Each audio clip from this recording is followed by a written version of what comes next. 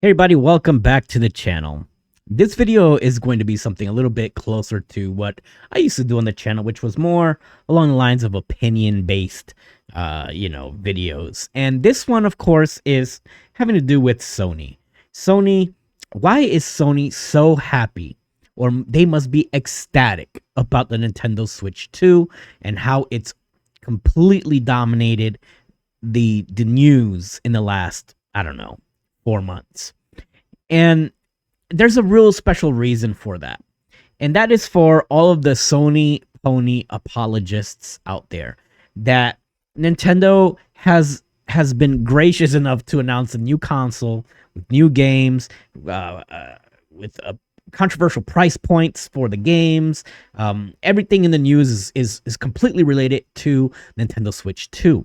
And what does that allow for Sony to do? It allows Sony to do the right thing right now for them, and that is to shut the hell up and be in the background so that nobody notices that they haven't dropped a brand new first party exclusive since September of 2024, and that was Astrobot. Yeah, did they bring out another first party game since then?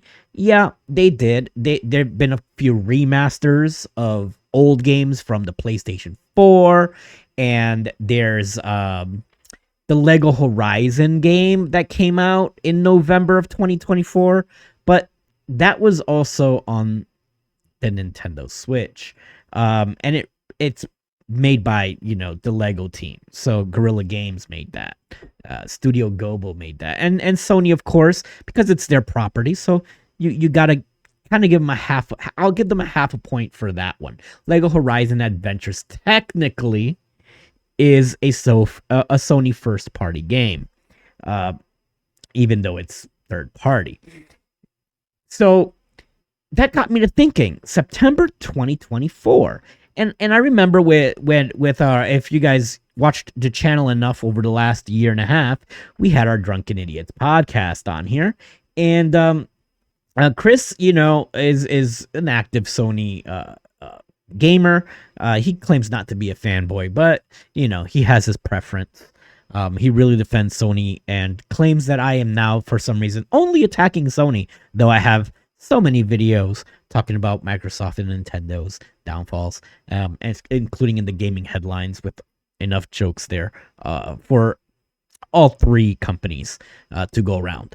But this video in particular is about Sony because, they had 13 live action games, something like that, 15 live action games, and they canceled 12 of them, something like that, along those lines. And so that left us with 3 games. And this is after Sony asked us to give them 2024. 2024, there's nothing going to be really coming out for 2024, and they still, managed to squeak out that Astrobot game, one game of the year. That was unexpected for them, of course, but they did give us Astrobot and a bunch of remasters, of course. But 2024 was expectedly going to be a quiet year, and for some reason, which is really weird. The gamers normally don't do this. We gave them a pass. We said, you know what? Big budget games, they take more time. I understand. Well, we were supposed to then only give them 2024, and now we are 5 months, nearly halfway into 2025. We're almost halfway done with the entire year. And what has Sony given us the entire year of 2025? Nothing. That's what? Nothing. There are 0 first-party Sony games thus far published for the PlayStation 5. And if you don't count Lego Horizon, there hasn't been a first-party game since September of 2024. For those of us at home, that's September, October, November, December, January, February, March, April. That's 8 months. And it looks like their next first party game that should technically be coming out will be May 30th. That would be 9 months that Sony hasn't given us a single first party game, let alone an exclusive. And what's that great game that's going to be coming out? What's going to be the game that's coming out May 30th, 2025? Well, it's Lost Soul Aside, the action-adventure role-playing game by Ulti Zero Games. You know, the Chinese adventure game that almost nobody cares about. That's going to be their next big first-party game. The one that got its aesthetics from Final Fantasy 15. Lost Soul Aside. That's your next big Sony game. And then we've got to wait till June, which is a Kojima Production Games. And this one, admittedly, should be the big one. And that's Death Stranding 2 on the beach. That would mark the 10th month. If Lost Soul Aside is by some reason some killer sleeper hit, then okay, 9 months. But it would be nearly an entire year without a major first-party Sony game. And it got me to thinking, if this was Microsoft, would the internet just be cool with that? Let's look at what Microsoft has published. By the way, people are going to be screaming, yeah, well, what else do they have coming up for 2025? Well, Sony has Ghost of Yotei announced with no release date. And then they have Sorrows, which is coming out in 2026. That's it. Unless some miracle sleeper hits come out in the next couple of months, we've got nothing else on the horizon that I know of. Leave a comment down below if you know of a Sony game that's going to be coming out besides the one that I just named in 2025. Because Ghost of Yotei is looking more and more like it's going to be a 2026 game. That Naughty Dog game does not have a definitive release date as well. So that's looking like whatever. We don't even know. But since that time, in September of 2024, Microsoft has released Age of Mythology Retold, Microsoft Flight Simulator 2024, Indiana Jones and the Great Circle, which just came out on PlayStation. You're welcome, Sony fanboys. Avowed came out in February. South of Midnight came out April 8th. And in 2 weeks, May 15th, we've got Doom: The Dark Ages.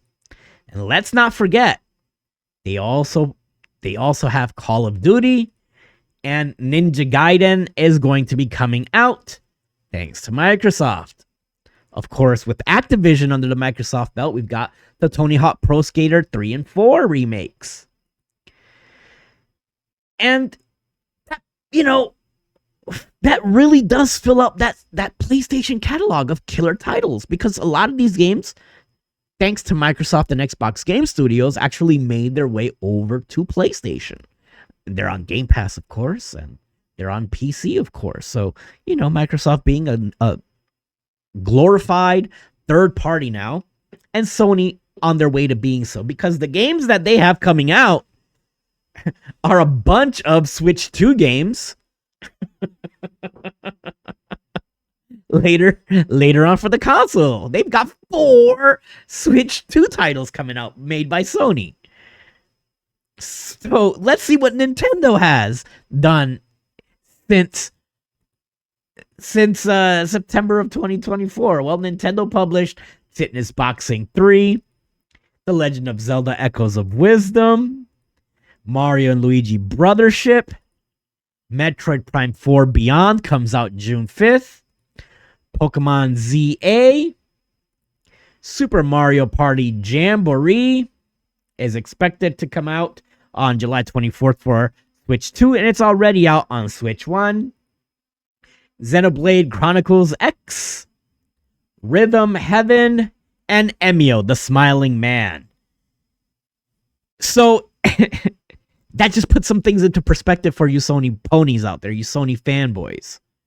In the 9 months of emptiness, all of those titles were published by Xbox Game Studios and Nintendo first party, while Sony has done absolutely nothing. Zero, zilch, nada. You know what they did do? They increased the price of the PlayStation 5. They increased the price of PS Plus in 20 countries. They did that. That's their biggest exclusive. That's what they've done. Please defend your company. Please defend why Sony is doing the right thing for gamers. Why are they doing so hot right now? They're selling consoles, but Sony has nothing to show for it. They have nothing to play. 2024 and 2025 have been empty of Sony first party games. There's zero reasons to own one. If really want to look at it. And the more that I think about it, PlayStation 5, as great as a console as it was in its first 2.5 years, the last 2.5 years have been absolute dog shit. It is by far the worst Sony console. It is the worst Sony console after the PlayStation Vita. Nothing will. I'm sorry, Vita fanboys out there. I know there's a lot of you out there, but the Vita was a trash little system. Sony abandoned that really fast. But unless Sony really puts out some bangers and really drops some surprise, and unless that Lost Soul side game is going to be this big sleeper hit, I don't see a reason for ever having a PlayStation over, an Xbox or a PC. At first, yeah, at first I would argue that, Sony did have some good games for the PlayStation 5, even though most of them were available for the PS4. So again, even then, it's hard to make an argument for them.